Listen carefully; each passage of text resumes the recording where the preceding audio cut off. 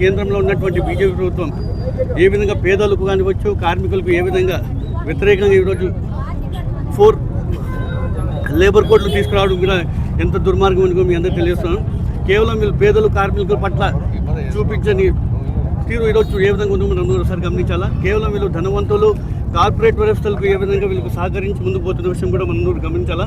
ఈరోజు దేశవ్యాప్తంగా 10 కార్మికుల సంఘాలను కూడా తీసుకునే నిర్ణయాన్ని బట్టి ఈరోజు దేశవ్యాప్తంగా పెద్ద ఎత్తున నిరసన కార్యక్రమం చేపడుతున్నారు. ఇందులో భాగంగా అనేక కార్మికులు అనేక మంది నష్టపోతారని చెప్పేసి వాళ్ళు గతంలో ఎంతో కాలంగా పోరాటాలు చేసి ఆందోళన చేసి వాళ్ళు తీసుకొచ్చిన చట్టాలన్నీ కూడా ఈరోజు కేంద్ర ప్రభుత్వం, రాష్ట్ర ప్రభుత్వం అన్ని కూడా దీన్ని రద్దు చేస్తున్నట్టుగా ఏ విధంగా కూడా ముందుకు వెళ్తున్నారు తీర్పును మీరు అందరూ గమనించాలా.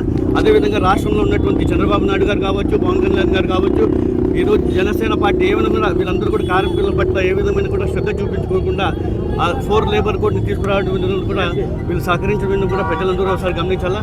గతంలో వైఎస్ జగన్మోహన్ రెడ్డి గారు అనేక మంది మన కార్మికుల పట్ల ఏ విధంగా ఈయన అండగా ఉండిన విషయం కూడా మనందరూ ఒకసారి గమనించాల్సి ఉంటుంది. కావున పెద్ద ఎత్తున ఈరోజు దేశవ్యాప్తంగా సమ్మె కార్యక్రమాలు జరుగుతుంది.